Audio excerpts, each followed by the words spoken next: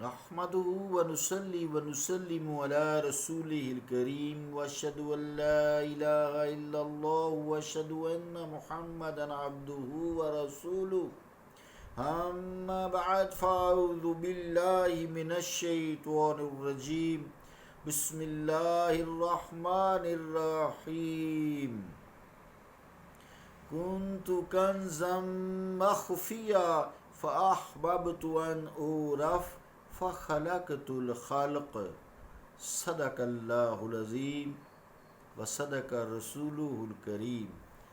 عزیزان گرامی قدر، السلام علیکم ورحمۃ اللہ وبرکاتہ۔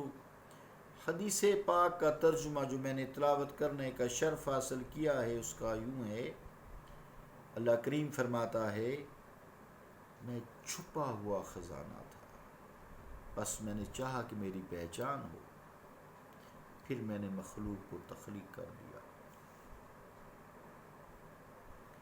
اللہ اور اس کے رسول کا قول سچا ہے جو بڑی عظمت والا ہے۔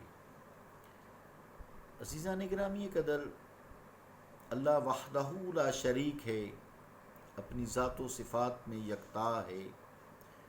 اس کی ذات و صفات کسی مخلوق میں حلول یعنی حل نہیں ہے، وہ اپنی وحدانیت پر قائم رہتے ہوئے ہر جگہ موجود ہے۔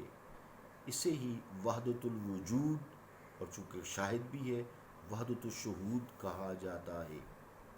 تو ذات باری تعالیٰ واجب الوجود ہے، جبکہ کائنات اس کے وجود کی وجہ سے موجود ہے اور اس کی پہچان دیتی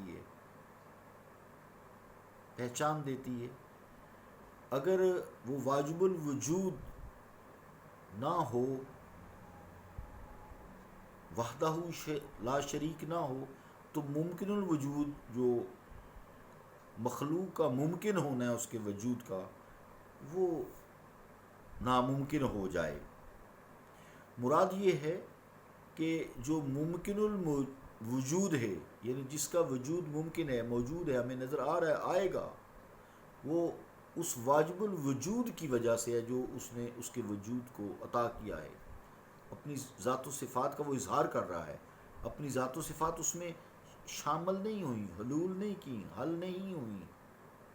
اللہ تعالیٰ کی کوئی ذات و صفات اللہ تعالیٰ سے معاذ اللہ نعوذ باللہ کوئی جھاڑ کے مخلوق میں شامل ہوگی؟ استغفر اللہ، ایسی کوئی بات نہیں ہے۔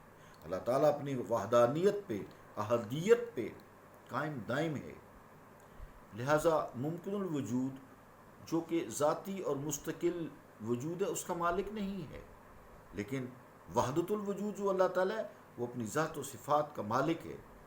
اس کو یہ ساری صفات عطائی نہیں ہیں بلکہ اس کی ذاتی ہیں، لیکن جو مخلوق ہے جسے ممکن الوجود کہا جاتا ہے اس کو ساری صفات عطا کی گئی ہیں تاکہ اللہ تعالیٰ کی صفات کا اظہار کرے۔ مراد یہ حدیث پاک سے بھی کہ اللہ تعالیٰ نے اپنی پہچان کے لیے مخلوق کو تخلیق کیا تاکہ مخلوق اس کی ذات و صفات کا اظہار کر سکے۔ اسے ہی تعینات بولا جاتا ہے،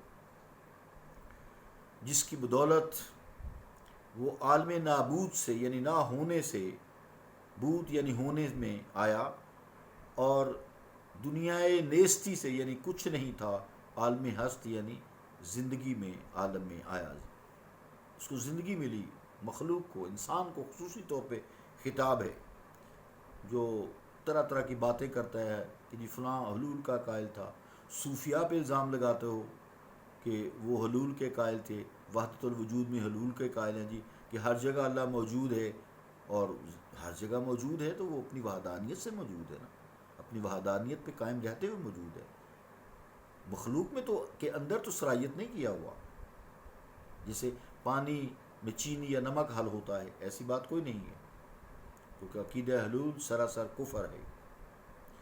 جو شے موجود تھی، ہے یا ہوگی، یہ اللہ تعالیٰ کے وجود یعنی وحدت الوجود کے سبب ہے، اس کا وجود ہے، رہے گا، اس کو فنا نہیں ہے۔ مخلوق کو فنا ہے کیونکہ وہ اللہ تعالیٰ کے اذن سے ہے، اللہ کی مرضی سے ہے۔ اگر ذات مطلق کا وجود نہ ہوتا تو کسی شے کا وجود ممکن ہی نہیں تھا، اس لیے اس کو مخلوق کو ممکن الوجود کہا جاتا ہے، اور اللہ تعالیٰ کا وجود جو جسم سے پاک ہے، روح سے پاک ہے، کثافت سے پاک ہے، قدیم ہے، حادث نہیں ہے، ازل سے ہے، ابد تک رہے گا، وہ ہر طرح کے عیب سے پاک ہے۔ اب یہ بات کریں ویسے ناسمجھی سے کہ جی ہر شے میں ذات کا حلول ہے، تو نعوذ باللہ یہ سراسر مشرکانہ عقیدہ ہے۔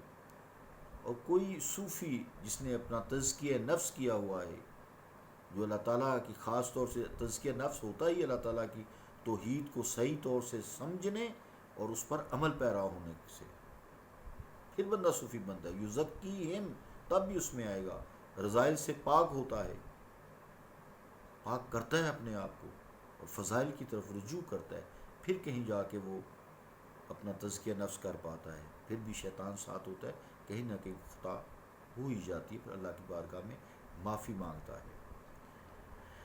تو صوفی جو ہیں وہ عقیدہ حلول کے قائل نہیں ہیں۔ یہ پرویز صاحب ان کے ہم مشرب لوگوں نے یا جو دوسرے لوگ ہیں جو ہم مومن کہتے ہیں، ان کو کافر تو نہیں ہے وہ، لیکن نا سمجھی کی وجہ سے صوفیوں پر شرک کا یا مشرک ہونے کا فتویٰ دے دیتے ہیں۔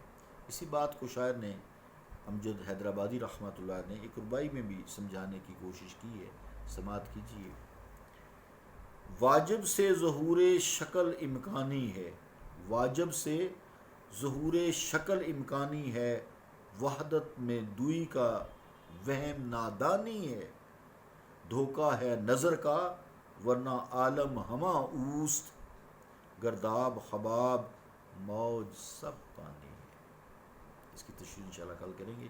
صلی اللہ تعالیٰ علی رسول خیر خلقہ محمد وعلی آلہ وصحبہ اجمعین برحمتک یا ارحم الراحمین۔